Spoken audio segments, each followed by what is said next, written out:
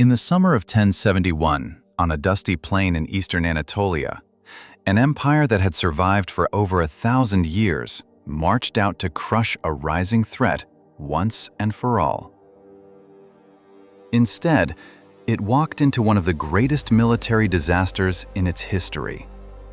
By the end of the day, the Roman emperor himself would be dragged in chains before his enemy, and within a generation, the heartland of the Byzantine Empire, the very lands that had fed its armies and filled its treasury for centuries, would be lost forever. This is the story of the Battle of Manzikert. By the 11th century, the Byzantine Empire, the direct continuation of Rome in the east, was a shadow of its former self, though few realized it yet.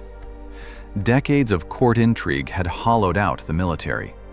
Emperors came and went in rapid succession, more concerned with palace politics in Constantinople than with the frontiers.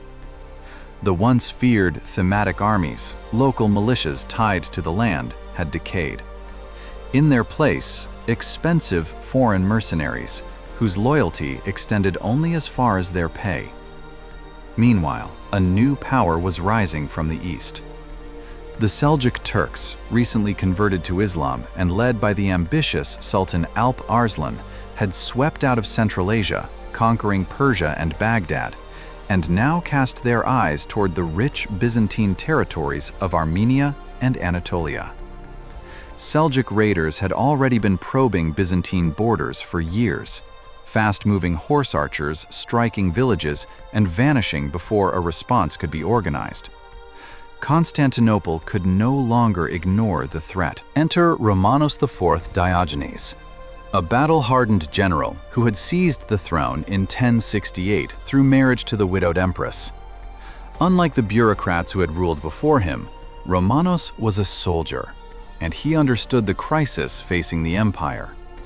He resolved to do what his predecessors had failed to do: rebuild the army and confront the Seljuk threat directly, once and for all. Romanos assembled a massive force, by some estimates as large as 40,000 men, though its true size and quality were far more fragile than the numbers suggested. The army was a patchwork: Byzantine regulars, Norman and Frankish mercenaries, Armenian troops, and a large contingent of Pecheneg and Uz Turkic horsemen, men whose ethnic and religious kinship to the Seljuks made their loyalty deeply uncertain. In the spring of 1071, Romanos marched east, intent on retaking the fortress of Manzikert and drawing the Sultan into a decisive battle. At first, things went well. Byzantine forces captured Manzikert with minimal resistance. But Alp Arslan had not fled. He had been gathering his own forces, and now he moved to encircle the overextended Byzantine army with a much smaller but faster and more mobile force. Estimates suggest as few as 20,000 Seljuk horsemen, but every one of them a master of steppe warfare.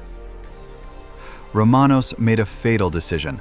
He split his own forces, sending a large detachment under the general Joseph Tarkaniotes to secure supplies, weakening his main army at the exact moment the Seljuks were closing in.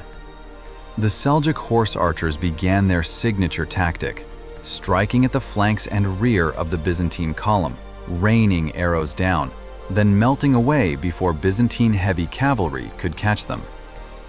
It was a style of warfare the Romans had faced before, but never at this scale, and never with an army so poorly held together. On August 26, 1071, Romanos drew up his army for a decisive engagement outside Manzikert. The Byzantine center advanced under the emperor's personal command, pushing the Seljuk line back as the day wore on.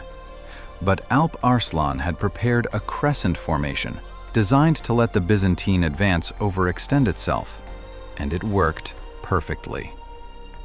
As dusk approached, Romanos ordered a withdrawal back to camp. That order would prove catastrophic. In the chaos of turning a massive army around at dusk, the rear guard, commanded by Andronikos Doukas, A political rival of the emperor who had every incentive to see him fail, refused to support the retreat. Rumors spread through the ranks that the emperor had fallen. Panic set in. The carefully drilled Byzantine formation disintegrated. The Pecheneg and Uz mercenaries, sensing the shifting tide and sharing ethnic ties with the enemy, defected outright to the Seljuk side. Alp Arslan's cavalry surged into the broken Byzantine ranks. What had been an orderly withdrawal became a slaughter. Emperor Romanos himself fought on with his remaining bodyguard, wounded and surrounded, until he was finally captured. The first Roman emperor taken prisoner on the battlefield in centuries. What happened next surprised everyone. Alp Arslan, rather than humiliating his captive, treated Romanos with remarkable respect. The two reportedly negotiated as equals, and the Sultan released the emperor after agreeing on a ransom and a peace treaty. But it didn't matter. Back in Constantinople, Romanos's political enemies had already moved against him. He was deposed, blinded in a brutal and botched punishment, and died shortly after from his injuries. With no strong hand left to defend the eastern frontier and the Byzantine military shattered, Anatolia, the empire's demographic and economic heartland for 1,000 years, lay open. Seljuk Turkish tribes poured in over the following years, not through one battle, but through slow, unstoppable settlement.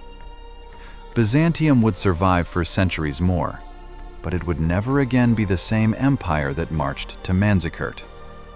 The loss of Anatolia would starve it of the manpower and wealth it needed, a wound that, decades later, would force Constantinople to call west for help, setting in motion the chain of events that led to the First Crusade. Manzikert wasn't the fall of Rome.